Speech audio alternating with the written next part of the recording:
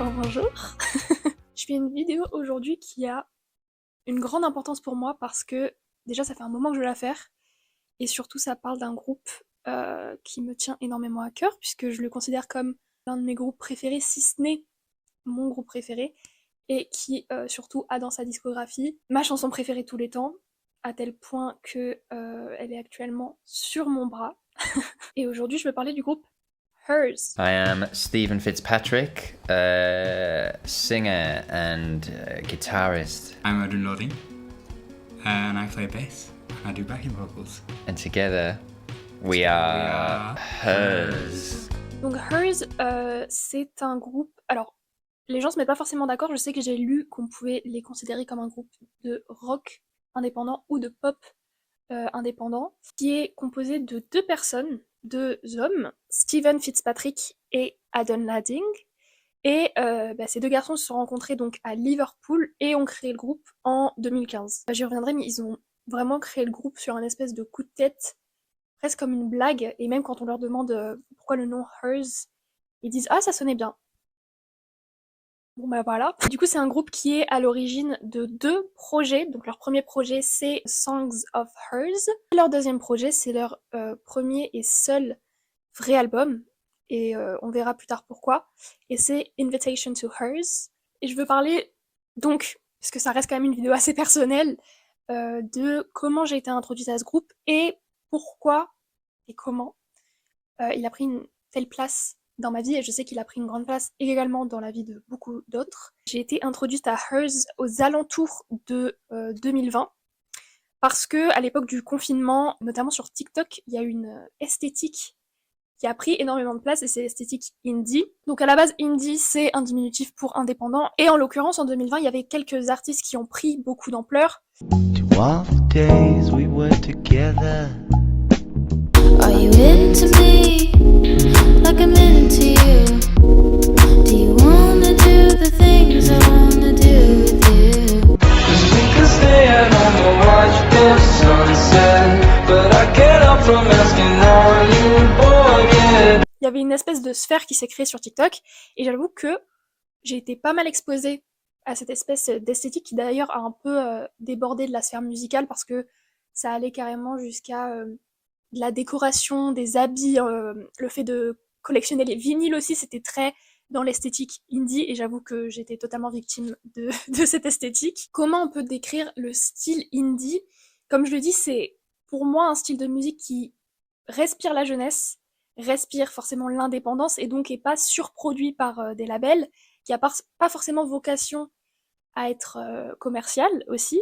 Et j'avoue que moi, le point commun que je retrouve beaucoup dans les musiques indépendante, c'est la présence de guitare et de solo de guitare. En tout cas, c'est ce que je vais retrouver dans mes artistes préférés.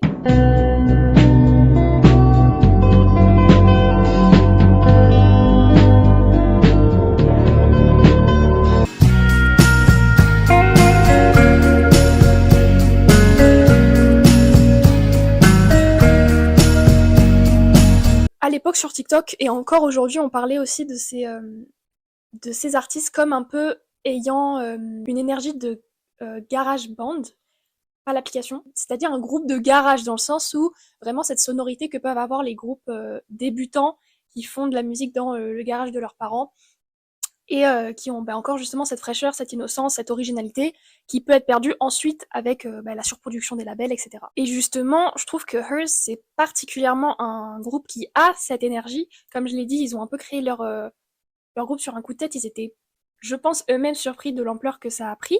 Et surtout, ils ont une musique qui est très personnelle. Par exemple, ils ont un son qui s'appelle Marcel. Et quand on leur demande pourquoi est-ce qu'ils s'appellent comme ça, c'est parce qu'ils ont trouvé un jour un portefeuille avec des papiers dedans, et les papiers en question appartenaient à un vieil homme qui était en réalité déjà décédé, qui s'appelait Marcel. Et quand ils ont découvert qu'il était décédé, qu'ils ne pouvaient pas lui rendre ses papiers, ils ont décidé de lui dédier une chanson. Justement, leur musique a cette particularité d'avoir une intonation très nostalgique, et ça a une espèce de charge mélancolique, même si la plupart de leurs mélodies sont assez joyeuses. Et j'avoue que cette vidéo est un peu un prétexte pour pouvoir parler de cette musique qui m'a tellement influencée. C'est leur musique la plus connue, What Once Was. Baby, I've been there before. I was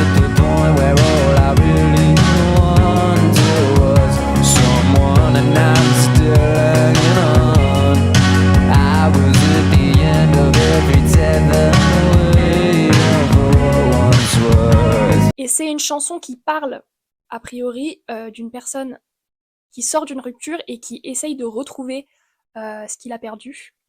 Mais moi, et c'est là que je trouve que la musique de Hers est très très forte, c'est que, au contraire, cette musique, dans sa mélodie, m'évoque vraiment l'amour, ça m'évoque des images de nostalgie, de choses que j'ai jamais vécues.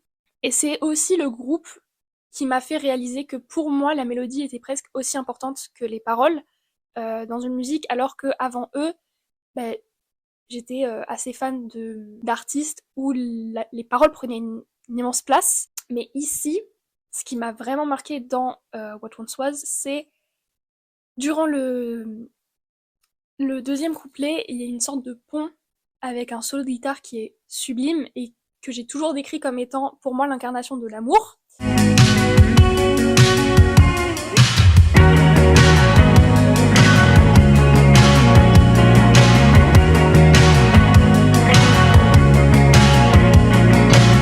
Et c'est pour moi un excellent exemple de justement la sonorité dont je parlais, qu'on retrouve beaucoup chez Hers, qui est pour moi une sonorité propre à notre génération, une légèreté qu'on pouvait vraiment trouver dans la musique de la fin des années 2010, et c'est bizarre de parler de la fin des années 2010 comme quelque chose de lointain. Je pense que cette sonorité justement qui est porteuse de notre génération, c'est forcément dû à leur âge, parce que ils ont été actifs pendant vraiment le tout début de leur vingtaine.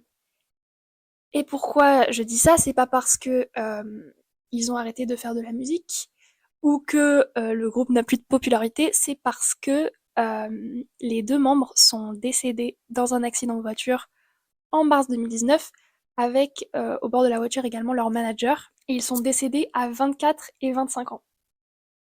Je pense que c'est leur histoire tragique qui leur a vraiment qui les a remis en fait sous les projecteurs, et donc ça reste en fait Hers des étoiles montantes qui ont jamais réussi à aller jusqu'au bout de leur ascension parce qu'ils en ont été empêchés. Pour moi, c'est vraiment une tragédie parce que ils étaient vraiment des espoirs dans la musique indie, et je pense surtout qu'aujourd'hui, j'aurais adoré qu'un groupe comme Hers existe encore parce que, à mon sens, et ça s'explique aussi par l'état du monde et par ce qu'on vit actuellement, mais je trouve que la musique devient de plus en plus grise et triste, et encore une fois, c'est simplement le reflet d'une génération qui est un petit peu en détresse. Mais quand on compare par exemple avec les musiques qui étaient au top de leur popularité en 2015, 2016, même jusqu'à 2018, je dirais c'était des musiques pour faire la fête, pour être joyeux, pour célébrer des choses, et aujourd'hui c'est plus forcément le cas. Je pense qu'un groupe comme Hers aurait été parfait dans notre époque, parce que, comme je l'ai dit précédemment, c'est un mélange de sincère mélancolie et de joie de vivre en fonction de si on se concentre sur les paroles ou sur la mélodie. Même dans la mélodie, on peut trouver des intonations un petit peu nostalgiques, et je trouve qu'ils auraient fait un parfait pont entre ces deux notions-là. Après, c'est un petit peu trop facile de dire qu'ils ont laissé un vide, parce que en réalité, la musique indie, elle a énormément décollé depuis. Et il y a aujourd'hui des groupes et des artistes solo qui ont énormément de popularité. Déjà, depuis Mac DeMarco continue à être excessivement populaire. Je pense aussi à Bibadoubi.